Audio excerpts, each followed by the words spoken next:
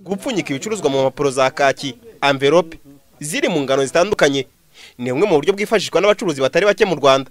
Ngo ubu buryo bwasimbuye bwari busanzwe bwo gukoresha amasashe nyuma yo kubona ko yangiza ibidukikije. Nubwo bimeze bityo ariko ntibitunguranye gusanga umucuruzi yifashishije ubundi buryo bwo gupfunyika akoresha impapuro zakoreshejwe ziriho n'inyandiko zandikije imashini cyangwa ikaramu, ibintu bishobora kugira ingaruka ku buzima bw'uwabikoresheje. Ikigo cy'igihugu gishinzwe kubungabunga ibidukikije REMA kivuga ko impapuro nk'izi zidakwiye kwifashishwa mu gupfunyika kuko ng'inganda zikora envelope zabugenewe zihari, yewe ngo zishobora no kwagura isoko mu bindi bihugu byo mu karere k'uburasirazuba bwa Afurika nabyo bifite gahunda yo guca amasashe.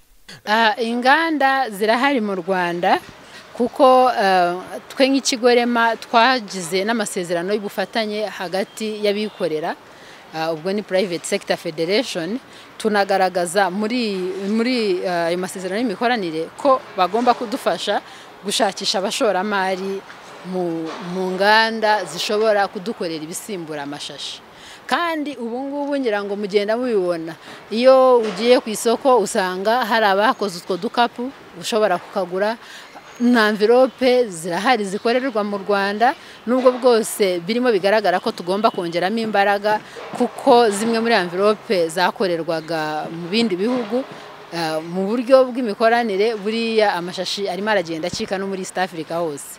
Aho usanga rero nje nkaba nashishikariza abikorera bo mu Rwanda cyane ko ari twe twaciye amashashi imbere ko ahubwo bakora menshi bakaba bahereza na biriya bihugu byatangiye guca amashashi nko muri Kenya. Nubwo tushabagaragaza ko u Rwanda rwihagije mu gutunganya ambaraje zo gupfunyika ibicuruzwa, ahubwo ngo izihari zishobora kuba zikoreshwa nabi. Kuri bamwe mu bacuruzi n'abaguzi siko babibona ngo uko ikiguzi cy'iza envelope cyazamutse kikava ku mafaranga 1500 kikagera ku mafaranga 2500 ku kilo kimwe mu gihe kitageze ku mwaka. Ibi ngo bituma bifashisha ubundi buryo burimo gukoresha impapuro zisanzwe zanakoreshejwe kabone naho bazi ko zitujuje ubuziranenge. Izi ni gatanu tuzibura ku zitwa envelope ya gatanu yitwa ya kabiri niyo dupfunyika mu isukari, tukayipfunyikamo wenda nkuje gura ibiro by'isukari tupfukira hamwe, hakaba n'ingi dupfunyika nk'amanusu.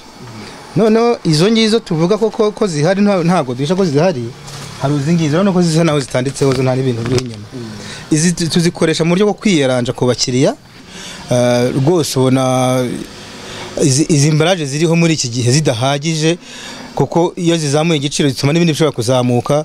Zarabuze umwe twaziguraga ikiro 800 tukigura 500, ugiye no ku isoko ko badatimu nk'ikiro cyangwa rope ni 2500 tukigura, bituma byiyongera nyine. Reba niba nk'ikinomba guyicuza mu koveni ukavuga ati ndonko senkane kugira ngo mfate 30 veni aba yakaga papuro kandi ugasanga umuturage ari guhendwa cyane.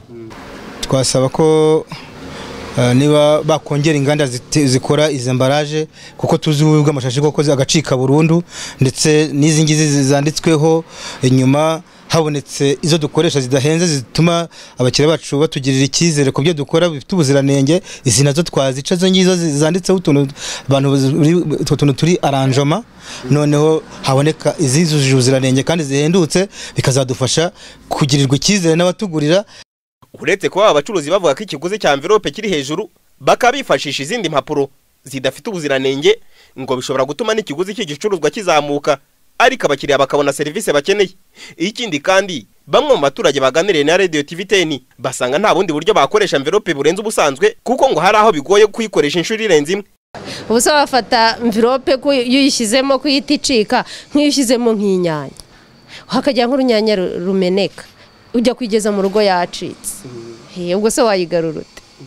Cyangwa amandazi wafata nk'envelope agashyiramo irindazi bwacyo ukarigarura kugurira mirindi.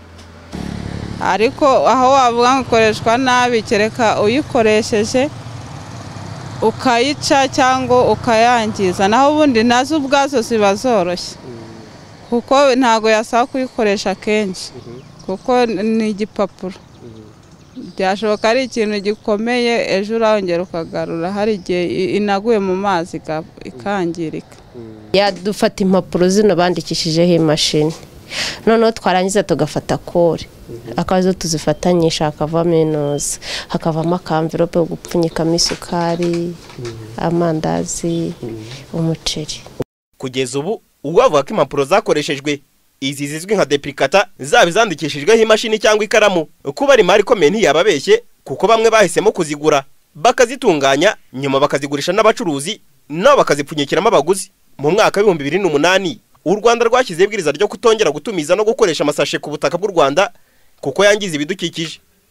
U Rwanda rwashyize ibisimbura amasashe bikoze mu mpapuro, gusa hatagize igikorwa ngo hakorwe impapuro zo gupfunyikamo envelope zihagije abazikeneye, bamwe bagakomeza kwifashisha impapuro zakoreshejwe zinanditseho ibidukikije byabungwabungwa, ariko ubuzima bw'abaturage bukajya mu kaga.